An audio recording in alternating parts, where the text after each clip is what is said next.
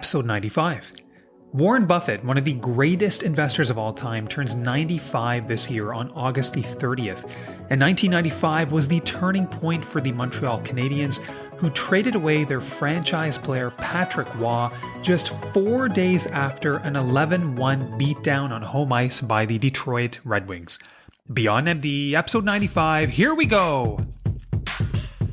When I reflect on my career, which is now approaching 10 years, I look at the first 4 to 5 years where I really believe I was getting up with a jump in my step, genuinely excited to get to work every day and make a difference.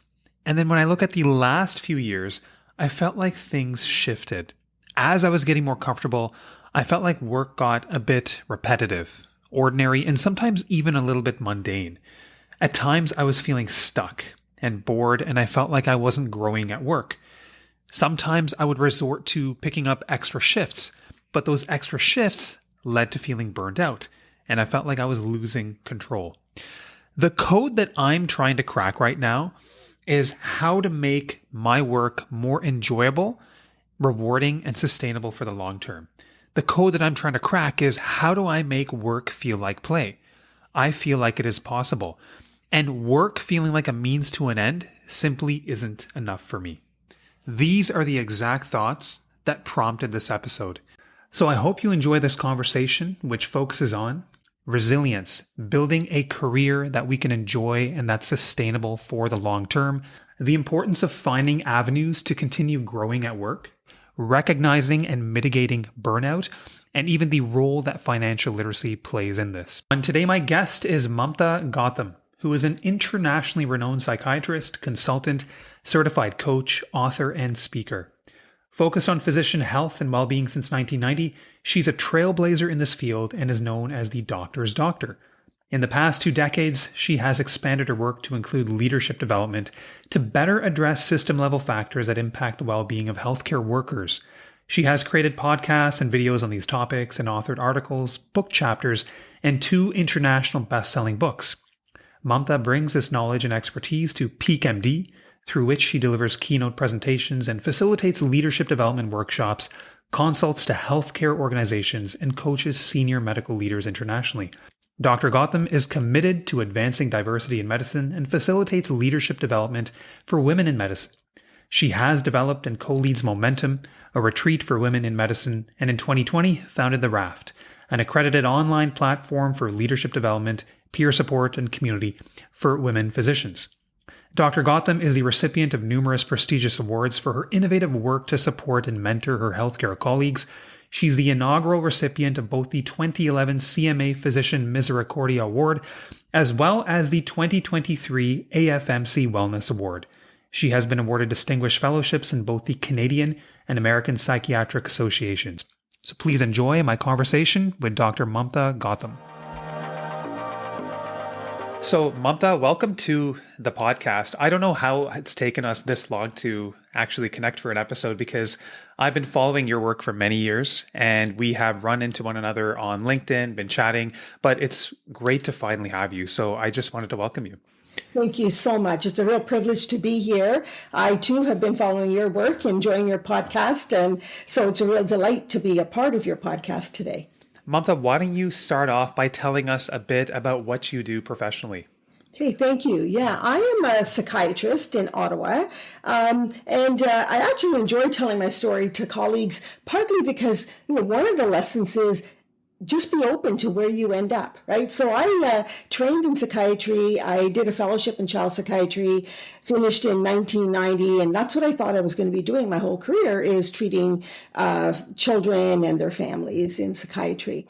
And that September of 1990, I had this opportunity, unexpected, by a colleague to present at a medical conference. She was the president of this major medical organization that year, was putting on a big conference in Ottawa, and calls me in a panic on a Friday evening around midnight that her speaker the next morning is sick and has just canceled.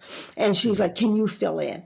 Right now, remember, this is 1990, so we don't have, PowerPoint or laptops, or, we actually had slides. They were hard slides. You had to put in order for a presentation upside down and backwards so they would show properly, and we'd put them in this round thing called a carousel.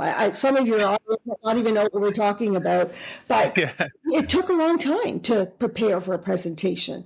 And so all of that to say, when she asked me, I wanted to help her, and I said, I'm happy to do this, but my presentation is ready for a talk on depression. I've just finished teaching the residents.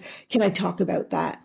And she said, I don't care what you talk about. I just need a warm body tomorrow morning. And that is actually how I, thinking I was going to do child psychiatry, take my carousel into a group of hundreds of doctors to talk about depression. I had several of them come up to me after and say, I really liked your approach to depression. It sounded like you were telling my story. Will you see me as a patient? And within 3 months, that was my whole practice, just by word of mouth. That is incredible. Mamta, there is so much there because some of the advice that we are conventionally given is to say no to things to protect your time. But my view is, especially when you're earlier in life, Yes. earlier in your career, you should probably be more open-minded as you were to saying yes to more opportunities because you don't know what's going to happen. Absolutely. And so I think that that's important for us. I think that, and over the years, I've done my share of helping colleagues learn to set boundaries, which is important for our health. And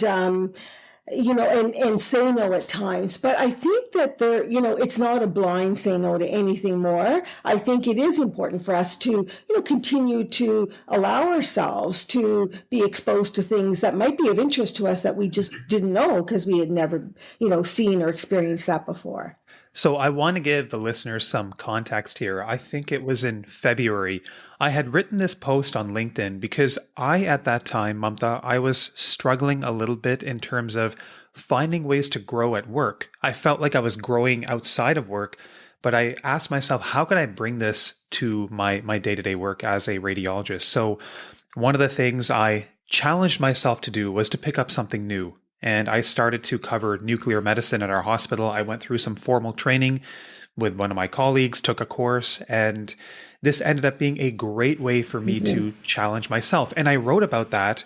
And then you left a comment that really resonated with me. And then once I read your comment, I said, I have to have Mamta on the show because I was really struggling at that time to craft a career that was going to be sustainable and enjoyable for the long term. We all go through these dips from time to time. And so I want to ask you about growing at work. I think this is really, really important for us, but I want to get your take on why we should all strive to do this. Yeah, I think it's such an important concept. And, in that comment, I do remember it because I think I was quoting a mentor that was really important to me. And I, as a resident, and now we're talking, 30 some years after that, but I still remember him saying to me, you can only do what you're doing well, Mamta, for about seven to 10 years at a time. And then you have to tweak it somehow to continue to do, and to do it and to enjoy it for the next 7 to 10 years, and basically thinking about your career as a series of these kinds of tweaks, maybe 4 or 5 over your career. I thought that was really interesting because nobody had ever talked to me about that before. And one of the things that he also talked about was just recognizing that as physicians, we're learners. We're continuous learners. And the whole idea that at some point we're going to stop and just fold up our brains and put it away actually isn't going to happen. And even at retirement, it's not like we're going to stop learning. It's who we are. And so how do we, instead of think that now that we're finished our residency, we're done, to recognize that we're going to do this in an ongoing way. And the tweaks don't have to be big, right? Sometimes it is really just looking at, this is my area of specialty, but is there another aspect to this field that I can do a little bit more in, which is what you described? Could it be, working in another setting or with another group of people for part of my work? Sometimes that will add something new, a new, area of challenge or stimulation or learning opportunity for us. Sometimes it's not within our area of specialty, but it might be still within medicine. Like, do I want to do more teaching or do more research or, do a little bit more volunteer work for my medical organization or something of that sort. And sometimes it is outside of medicine as well. Right. But it's really understanding that, just having that growth mindset that Carol Dweck talks about of I Yeah. can learn, right? And I want to continue to do this. Those are some really helpful strategies that you outlined, Mamta. But I'm wondering if you can maybe add a little bit of color to your own story and talk about maybe specific things that you did to continue growing. You talked about that example in 1990 where you were asked to just cover at a talk and it led to this new avenue for you. But can you talk about a few more specific things that maybe you did to generate these tweaks and make it sustainable for the long term? Yeah, and as I said earlier, sometimes there are opportunities that are presented. We don't necessarily look for them, but if when you hear them, there's something about them that excites you, that resonates with you, that aligns with perhaps an area of interest or passion or your values, then I say, try it, go for it. And in my own situation, you're right. So, here I am training in child psychiatry, seeing an opportunity to work more with physician colleagues and thinking, this is really meaningful to me, and I do want to do more of this. As I did more of it, one of the things I really started to expand into was the whole concept of advocacy. Like I realized that this was an area that nobody wanted to think about, nobody wanted to talk about. And then how do I start to have people recognize this as an important issue that is not just for the individual doctor, but, for our patients and ultimately for our profession and the healthcare system. So advocacy, that was a whole new area for me to learn about. I realized maybe, say, the same, about 7 to 10 years into my own career of working with colleagues, that, this is a huge privilege. I'm really learning a lot, but really recognizing I am limited by what I can do, with a colleague one-to-one in my office. I can help them, but then they go back to working in the culture and the healthcare system that really have the drivers for, why they became overwhelmed in the first place. So as I start to think, how can I start to address things at the level of the culture and the healthcare system in which we work? Again, my practice grew. I was already doing a little bit of leadership development, mostly in the area of leadership resilience at that time. But I thought, there's a lot of leadership is about leading people. And as a psychiatrist, this is an area I'm very comfortable with. I started to do more leadership development, becoming qualified, getting trained, getting my own MBA, but ultimately then doing more leadership development for physicians, hoping that as more physicians get into leadership roles in the healthcare system, that we can start to have an impact and create healthier medical workplaces. And then, you may have heard I also am a coach. And again, a really interesting process, because as I started to do more leadership development, I would sometimes have colleagues come, who are perhaps, say, going through a process, in their own leadership journey. If I, say, teach a course on leading change and someone is actually initiating, a new EMR in their hospital and they're the lead, they'll often ask me, Mamta, can you just support me through this? And so, I would have sort of helped colleagues in that regard. I got a phone call probably now almost 20 years ago from a colleague, and he said, Mamta, I'm taking over as, chief of staff at such and such a hospital. My predecessor said you were really helpful when he got overwhelmed. He said, do I have to wait to get overwhelmed or can I come now? And we both chuckled a little bit and said, well, I kind of need a diagnosis to bill OHIP. But I said, look, I'm here as a friend, as a colleague. Please reach out, in any way that I can, if I can help you in any way. And he actually did call me back about a month later, and he said, I'm having dinner with my brother-in-law, who's a CEO, like a corporate CEO here in downtown Toronto. And he has a coach. He said, can't you coach me? And I said, I have no idea what a coach is, but let me find out, right? I think I'm among the first, if not the first physician in Canada to get my coaching certificate at the time. available in the US. And again, that's how I, again, expanded my own practice to not just do clinical work and a lot of leadership development and speaking, but also coaching physician leaders. I think it's really interesting, Mamta, where you have taken this, and you talked about the coaching that you do. My belief is that the way you are able to have impact in that one-on-one setting, at the end of it, there's probably a feedback loop that is generated. You can see right in front of you the amazing work that you've done. And I think sometimes in medicine, with our routine day-to-day work, I can tell you as a radiologist, going through a long list of cases, there is really no feedback loop at the end of that, right? So I find some of these extra things, it really helps me to see the good that I'm doing. And that's one of the reasons that I decided to take the teaching that I love to do on the podcast to work. And I became a teaching director at our hospital, teaching medical students, teaching residents. And when you see the impact that you have, it makes it sustainable.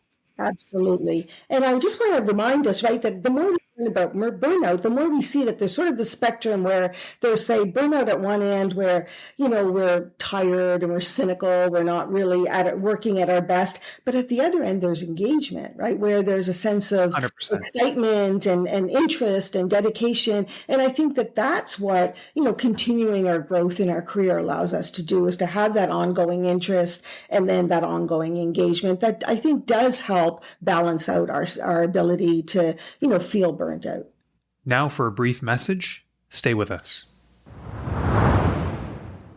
I'd like to take a minute to talk about a company that I've been following for a few years now. I initially met them on this very podcast and was taken by their story and passion to make life better for doctors. Introducing Aria Health, the groundbreaking electronic health records company that's redefining the way doctors practice medicine. Aria Health is all about putting doctors back in the driver's seat, in control of your destiny to become the doctor you've always aspired to be. Aria Health is not your typical EHR company. They're all about keeping the focus where it belongs, on you and your patients. They want to empower you to be caring, present, efficient, and powerful in your medical practice, without the burden of endless note-taking and paperwork.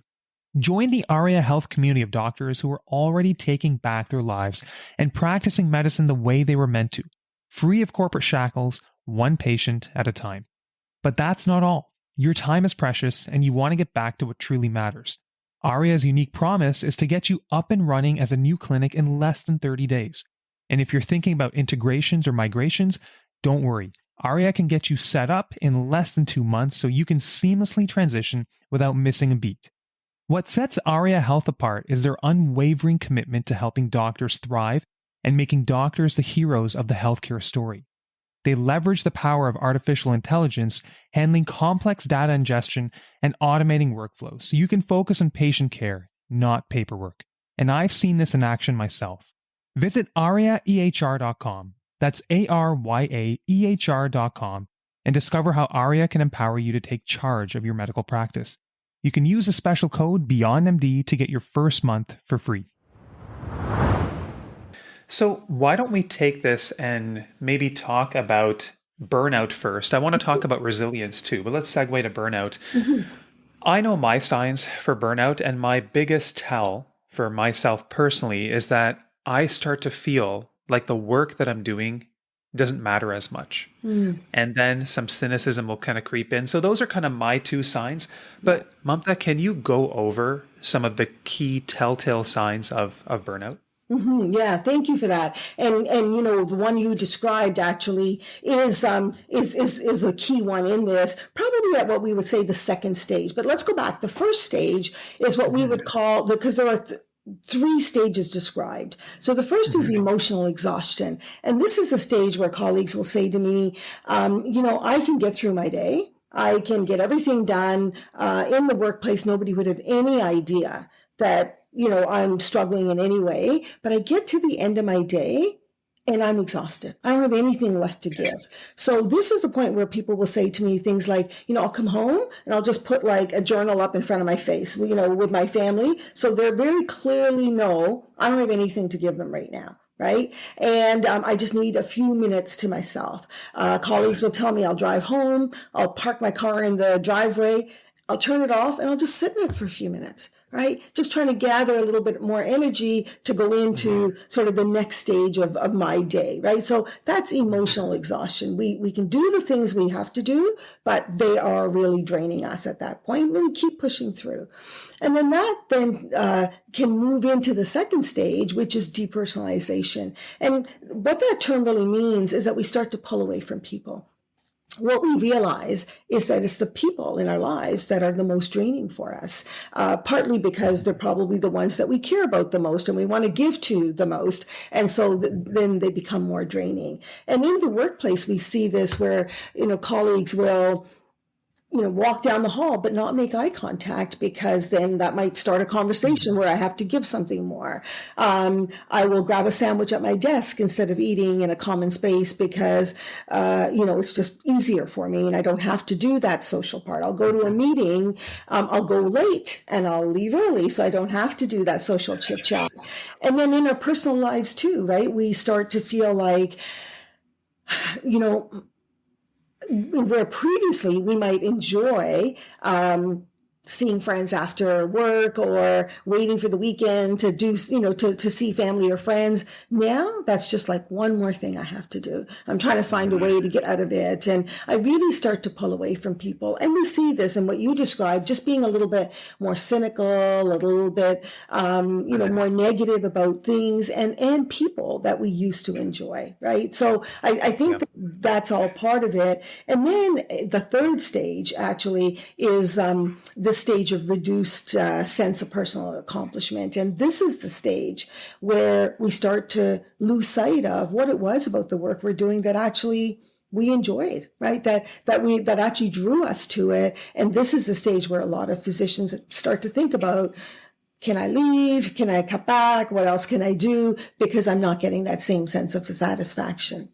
That's very helpful, Mamta. Now, I think the first step is awareness and recognizing the signs. Right. And then this has happened to me most years, I would say. I experienced burnout at some point. And now that I'm more familiar with it, I can start to put in a few preventative measures to make sure that either it doesn't happen or what I experience is less intense. But can you go over some of these preventative measures that we can put into place?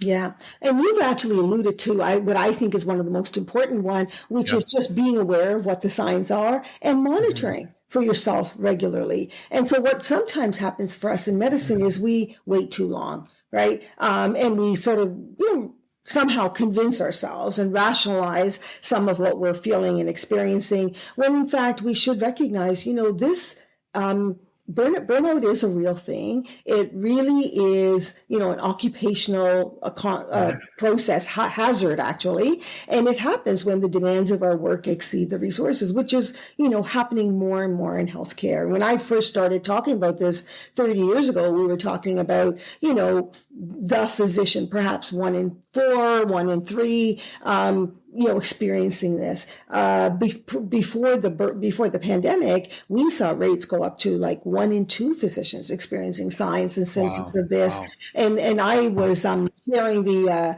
OMA task force on burnout, and we sent out a survey just as the pandemic was hitting us in February, March of 2020, and we saw rates of burnout skyrocket to like 70-75%. So like 3 and 4, and we're probably somewhere between 2 to 3 and 4 at this point, and that is because there are increasing demands, and I see sort of what I call the perfect storm, where we have fewer resources than we've ever had, whether it's healthcare resources or financial resources in the healthcare system, and we have greater need, right? And so when those come together, the situation is absolutely ripe for burnout. So I think the first is just recognizing that this is normal, and that none of us are immune to this. This can happen to any one of us. You can take any healthy, highly functioning person and push them and push them and push them into what for them is an unhealthy environment, and they're going to become unhealthy. Right. So it really is something that we're all at risk of. So then how do we, knowing that, look out for it. I monitor ourselves on a regular basis. I call it the birthday rule. Like every year on my birthday, I stop and I take a little bit of time. And I have to say I borrowed that from the Ministry of Transport, right? Because they used to every year on our birthday remind us to put the stickers on our license plates. So I thought, yeah, everyone has a birthday. Let's stop and just put aside some time on our birthdays to just scan different parts of our life and look at our level of satisfaction with that. And then every month on that day, I do that same thing, just to a lesser degree. Just, sit down with a cup of tea and kind of look at again, where am I with this? And I want to mention, and I'm happy to share it with you or our listeners, but there is this mental health continuum that's been adapted from the Road to Mental Readiness from the Canadian Armed Forces. And I think the resident organizations use it, but it's something what I like about it is that it really just talks about, how am I feeling today? And really just in a way that we are all used to. So green is go, I'm good.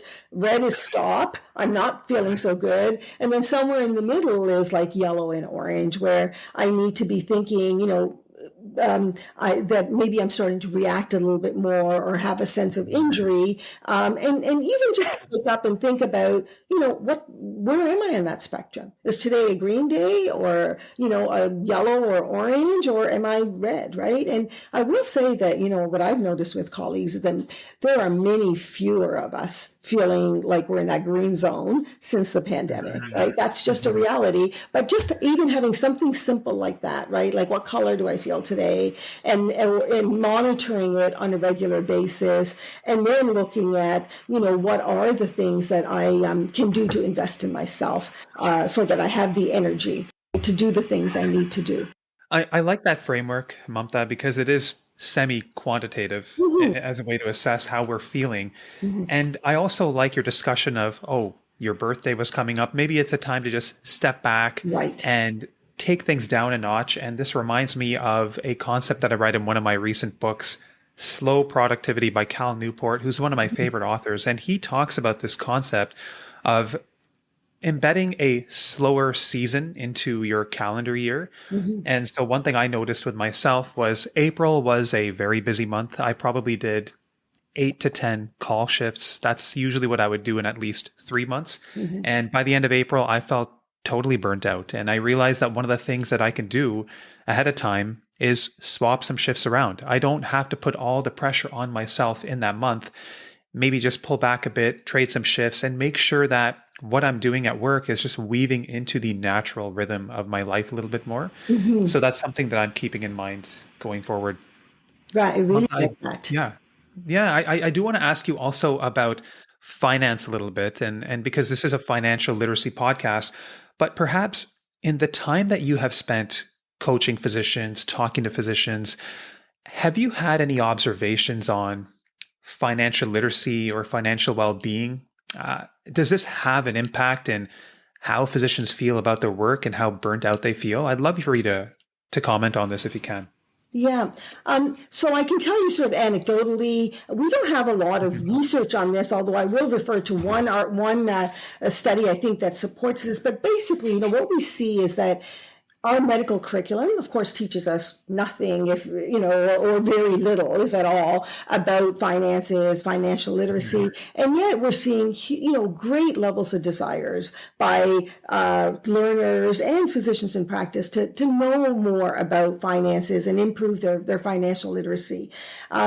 And, just overall, I think if you look at the world or society, worries about finances is one of the number one stressors across all age groups. And I think even more so in medicine. We don't learn any of these skills, as they say, and we graduate with an enormous amount of debt, many of us, which really adds to that sense of stress, the sense of anxiety, uncertainty, and then, of course, we get into practice and we don't really have the time to learn some of these skills or to actually practice what it is that we need. And so this we're kind of on this hamster wheel, right? Just working hard, trying to somehow manage our expenses, pay our bills. And the other thing that I see, honestly, is there are two other factors when I think about physicians and literacy, financial literacy over the years. What I've seen in my practice, one is that we don't have a lot of self awareness about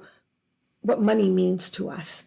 And what I mean by that is that we've all had experiences as children that really color our relationship with money. And so, for example, if I grow up in a family where money was always an issue, and we didn't have a lot, and our parents talked about it and worried about it a lot, it doesn't matter how much money I'm going to be able to earn as a physician. I'm still always going to have that worry. And we've never stopped to think about it. It just becomes like a knee-jerk reaction, something that kind of is a thread throughout our whole life. And so I think that self-awareness and really understanding and helping us maybe create some more realistic expectations of how much money do we need, how much work does that take for us to do that, and so it is okay to perhaps slow down at times and give ourselves those breaks that we talked about, right? So that's one thing. And then the other concept I've seen too is almost this sense of entitlement. And by that, I mean, like, we spend so much time studying, right? And, like 15 years to get to, the time that we can start to really earn as a physician. And we see our friends and colleagues from high school, doing a 4-year degree, starting to earn, over 10 years before we do. And the sense of, we've put this off. And not only have we put it off, but we've worked hard. Like, we are, really pushing ourselves through our training. And then we finish, right? And then there's a sense of I'm owed somehow because I've made all these sacrifices. And I see physicians early on in their careers, sort of reacting in a way that probably isn't the most fiscally responsible because of this sense of entitlement, because of this. So, so often they're sort of either ends of the spectrum. Either we can't, spend money and ever feel reassured we have enough because of our backgrounds, or we overspend because we feel like we've made so many sacrifices. And I think these are just things that, we need to talk about a little bit more, help us really understand, as I say, what is a realistic expectation here. And I just wanted to mention that in 2020, as I was thinking about this, I heard actually of all the losses that we had during the pandemic. For some physicians, there was a financial loss and uncertainty certainly as well. And as colleagues were sharing some of that with me, I did come across a study, and they looked at actually creating a literacy curriculum for residents in OBGYN and looking at how that connected to their sense of well-being. And so they had this 5-part personal financial literacy curriculum over a couple of years. And what they saw was that certainly did lead to an increased sense of well-being, right? So this is a 2020 study by Cower, Blanchard, and Kim. And so, I think that it described what we intuitively know, that the more we have a sense of understanding, the more we have a sense of control, the more we can identify what's meaningful to us in terms of our life, and then commit to, working and having the finances to achieve that, the healthier we feel. Mamta, your perspectives are very helpful there. And speaking of a handbook, I do know of one that is in the works. I hope I'm not mentioning it too early, but one of my friends out east, Keithan Kulkarni, who had been working on a handbook with one of his medical students, Haley Gates, and I was kind of looking at this preliminary version, but it's meant to be a handbook to guide learners and early staff in their years to understand, like, what does money mean to you, understand your relationship with money, and to equip you with the knowledge to make the right decision. So hopefully that will be coming out at some point. Mamta, let's move on to resilience. This is a topic that you are very well known for. Maybe you can start by discussing your 5 C's framework about resilience, and then we can dig a bit deeper into it. Okay, thank you. And I see resilience, when we think about resilience, we think about sort of bouncing back from difficult situations, which is really what, we're all faced with probably on a day-to-day basis in medicine, and then the need to have that resilience to be able to deal with it. And I think true resilience is a little bit more than just bouncing back. And so if you think about, before, during, and after that difficult situation, before, do I have, say, some of the skills and strategies that I know I'm going to need when I get into a difficult situation? Then here I am now in the middle of it, in the middle of my day. Can I somehow leverage and harness, what I wanted to be able to do to get through this? And then after, right, have I learned from this? And can I grow and maybe bounce back a little bit further than where I started at the beginning? That to me would be true resilience. And, over the years, as I have had the privilege of working with physician colleagues in my practice, now, almost 40 years, I think that, I look at, what have I learned from them? And this actually started as a chart review, partly to get, believe it or not, Section 3 credits from the Royal College. I thought, well, what can I actually do proactively? But at the end of the day, I did look at the past sort of 1,000 physicians that came into my practice and thought about, what did they learn that helped them either improve and then stay well, and what are they continuing to do on a day-to-day basis that did that? And I also looked at physicians in the same situation. What we would see is some people would reach out to me, but there'd always be some who didn't. And I think, well, what are they doing that's helping them manage in a very difficult situation when others are looking for help? So I started to identify some common themes. And that's actually how I came up with the 5 C's of resilience. And so the first one is control. Do I understand? Do I have a sense of control? And what I've realized over the years is probably the number one cause of stress is feeling like I don't have any control in this situation. I think back to the last thing that, you were really stressed about. There would be a sense of I'm stuck, I'm backed into a corner, I'm trapped in some way, I don't know what to do, and that loss of control. And if that feeling is the number one cause of stress, then the solution is to really challenge that perspective. And what I see for us as physicians is we're bright, we're logical. I look at me in a certain situation and I think, there's me and I may be like a small part, 1 or 2% of the situation. And then like say in my practice, and then there's, all the other psychiatrists, our patients, people in my department, people in my hospital, people in my community, people in healthcare in Ontario or in Canada. I'm just a tiny little cog in the wheel. And so I'm hoping, of course, logically, that the bulk of the issue gets addressed. And the fact is, we forget that we have no control over whatever is around us, right? That 98%. And so we need to acknowledge it. We need to work on it. I've talked earlier about advocacy, and there are skills to advocate for change, at an external level. But at the end of the day, we're focusing on this 98% that we actually have no full control over. Surprise. We feel like we don't have any control. And what we need to do is to come back to the 2% that we can control. It's not much, but, how I'm thinking, how I'm reacting, what my expectations were, my strengths, my weaknesses, my ability to set limits, those kinds of things. And while that 2% is not much, it's the part that we have 100% control over, right?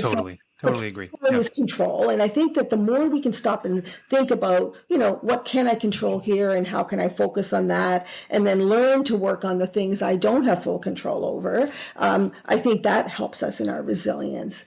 The second C is the commitment. You and I have talked already a little bit. We've alluded about, the importance of understanding the meaning of the work that we do, the why. Basically, Simon Sinek says, start with why, right? And we all remembered it. Like we go back to that interview we did for medical school and, where we were able to explain what it was about medicine that we really enjoyed. And then when we get, as we start to work harder, as we start to feel those symptoms of burning out, as we start to pull away from people, we lose that sense. Right. I remember I said that last stage of burnout, there's no sort of sense of achievement or accomplishment. And so one of the big things that I see is, those of us who stay connected to our why. right? To recognizing what is the commitment, how do I remind myself every day, like, why I do this work. And we all have, good outcomes. We might have, comments, thank you notes from our patients, from families, from our colleagues. We need to make note of those. We need to remember those, because there will be days where we forget the why, and we're going to have to remind ourselves. And through the pandemic, one thing I really saw was that people look to us, we look to each other, right, for that sense of hope through difficult times. But you cannot give what you do not have. Right. And so, and the staying connected to the why reminds us of, why we can continue to be hopeful as we do our day-to-day work. So I think that commitment is really important. One of the C's. Another C is connections, right? Caring connections. You cannot do this by yourself. One thing that I learned, and, I often joke that I use my child psychiatry knowledge and skills every day as I deal with colleagues. But there are some great concepts that help us understand things in a different way. And one thing that I remember from child psychiatry is this concept of a holding environment, which is, what we do. If I have when I have a baby, I hold my baby and I make it feel cared for, and I anticipate its needs, and I support it so that it can trust that I'm going to be there for them, right? And then this is what allows babies to crawl away from me, go around the corner, but know that I'm still going to be there when they come back. This is what helps them go off to first day of kindergarten or off to university in another city even, because they feel held, right? And the connections piece is, how do we identify this? How do we identify the people in our lives that help us feel held and nurture those relationships at work and in our home, as our personal life as well? And then how can we think about creating this holding environment for people that we care about? Like, so in the workplace, right? What do we do to help our colleagues feel like we're there for them, that we've got their back? And again, those of us who do this more consciously, more proactively, end up, of course, having people around them that help them remain resilient. The fourth C is calming. There are lots of times in our lives where we get upset, and understandably so. And as I said earlier, none of us through the pandemic are really at our best. And that's okay, because that's just human. But what we want to do is to think about, how can I understand what are my early warning signs, and how can I start to help myself calm down when I am upset or when I am angry, instead of just, show my emotion in a way that's probably not in my benefit or benefiting people around me. And I used to spend a lot of time talking to people about things like, visualization, about mindfulness, about relaxation exercises, breathing exercises, spirituality. There's a whole lot of things that we can do for that. And people would say to me, "That's great, Mamta, but I'm not that calm yet," right? And so what I offer is what I call my ABCs of calmness. So the A is really just, if you're upset, allow it. Allow your emotion. Now, you want to do this in, a safe, private space, perhaps with one person that you may be able to share some thoughts or feelings with, and you want to confine it, right? You want to allow yourself those feelings, experience them, process them, and let them go. And studies show that about 20 minutes is all you need. If it goes on for longer, it's actually not going to help you more. And so, give yourself the opportunity to just, name that feeling and allow it and feel it. And people will say, "That's great, but I'm still kind of revved up." So the B is burn it off, right? So do something physical. And again, I had a mentor in psychiatry who would say, emotions need motion. So how do you, imagine sort of moving your body in some way and having the emotions flow through and out? And that could be, it could be go for a run. It could be put on some music and dance in your kitchen, right? It doesn't have to be a big workout, but it has to be some sort of moving your body. And then the C, the calming techniques that I talked about earlier, are much more likely to work. And so we need to have those tools again, to allow us to stay resilient.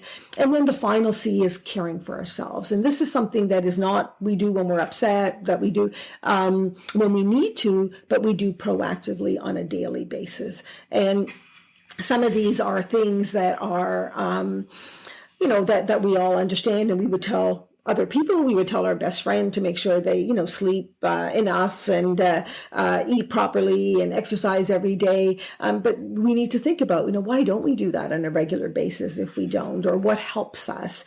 And one thing that I think is really helpful, and I think you alluded to it when you talked about what sort of monitoring your workflow a little bit more, was really this concept of an energy tank, right? That we all, unlike our cars, we don't come with gas gauges. We don't know when we're kind of running on empty. I wish we did, but we don't.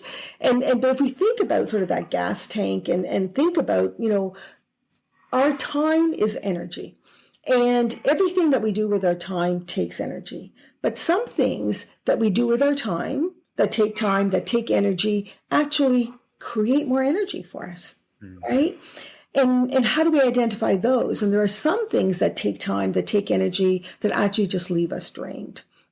And so I think it's really important for us not, to be able to, as part of our self-care, identify, what are the things that are energy draining for us, and looking at sort of letting some of those go. And I have to tell you, I was really, I felt really guilty when I first sort of thought about this. I thought, so this is great. I'm going to take the stuff I hate doing and kind of slough it off on somebody else, right? I'm not going to do that.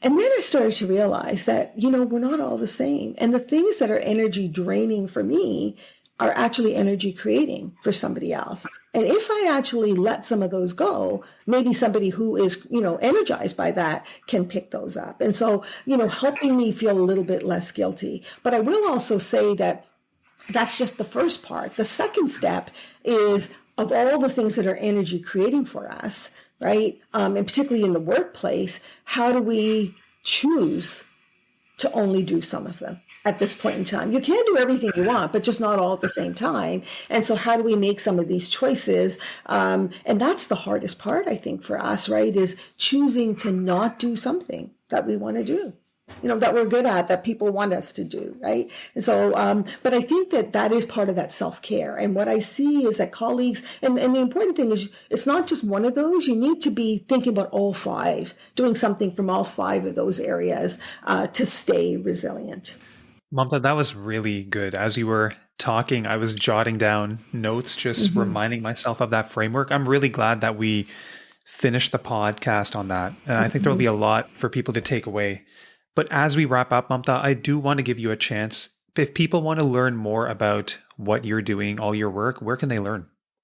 Yeah, well, I think listening to this podcast is a great start. I'm often speaking at meetings, but this is an area that is just so important to me, so meaningful, that I'm always happy to have somebody reach out and talk to me about it. I do have a website, peakmd.ca. A lot of my consulting and speaking work I do under my company, PeakMD. So please go to the website, follow me on LinkedIn, on Instagram. I think, in past years, I've written a couple of books that people have found helpful as well. The Iron Dog and the Tarzan rule. And so encouraging people to do that, and keep in mind that, some of this work I did earlier on, that I'm really excited to say has led to a greater interest in the whole area of physician well-being, and a lot more attention paid to this. There are so many other amazing colleagues working in this space now, and I just really invite people to reach out and learn from them and learn from each other. Like, keep this conversation going. Amazing. And Mamta, are there any closing thoughts you want to leave people with? Because if so, I want to give you that chance. Yeah, well, I guess probably the one thing, this is that I hear over and over in my practice or with colleagues, is that this is not rocket science, what we need to do to take care of ourselves, whether it's in the area of financial well-being or all the other aspects of our physical and emotional and spiritual well-being as well. This is not rocket science. And as bright physicians, we do know what to do. And it's what I call the brain-heart gap, that there's a gap between what we know we need to do in our brains and what we give ourselves permission to do in our hearts. And the number one reason for that is guilt. Right? We have such a high sense of responsibility. And, what I've learned from colleagues over the years is that we feel so guilty when we feel like we're not meeting that responsibility every single minute of our day.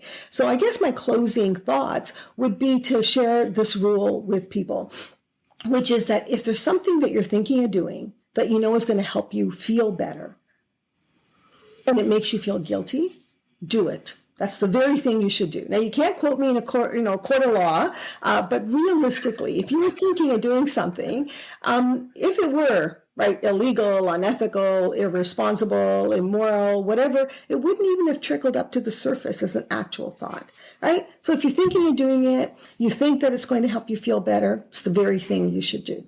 Mamta, that's great. And I think one of the reasons we need to hear things like this from somebody like yourself is the truth is we're not very good at giving advice to ourselves. We're very good at giving advice to other people. But then when we want to talk ourselves through it, like you talk about that connection between your brain and your heart, we're just not good at talking ourselves through it. So Mamta, I want to thank you for making the time for us today. I thought that was amazing material, and I think everyone's going to get a lot of value. So thank you again. Thank you so much. It was a real pleasure to be here today.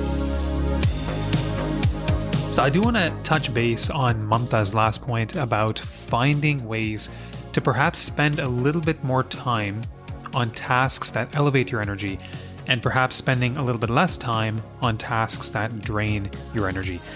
This brings me to the concept of an energy audit, which I learned about reading a very good book, Buy Back Your Time by Dan Martell. And the energy audit is as follows. For 2 weeks, you write down every activity that you take part in, and then after that activity, you rank that activity as something that raises your energy, something that is energy neutral, and then something that drains your energy. So energy raising tasks in green, energy neutral in yellow, and energy sucking tasks in red. And here's what I found for myself. So here are some of the tasks that raise my energy. First is teaching. I love to learn and teach on this podcast, and I've decided to do more of this at work.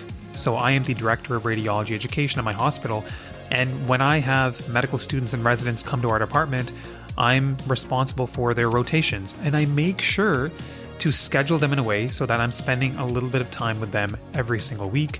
And I'm also carving out time in my schedule for mock exams for the senior residents.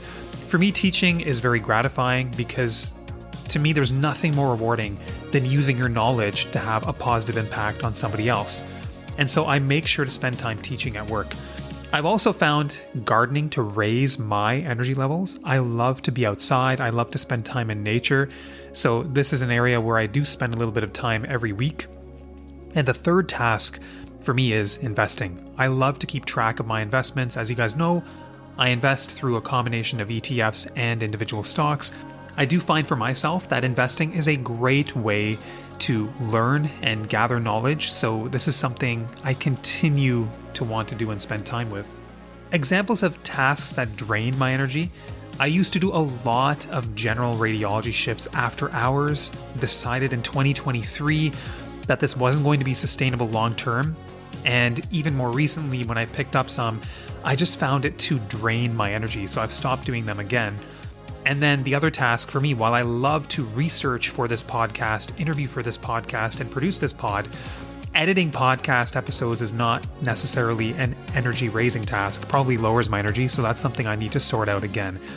And an energy neutral task for me, something that I'm willing to do from time to time, is radiology work that is aligned with my area of interest and expertise, which is musculoskeletal imaging. So I do rheumatology work on a regular basis.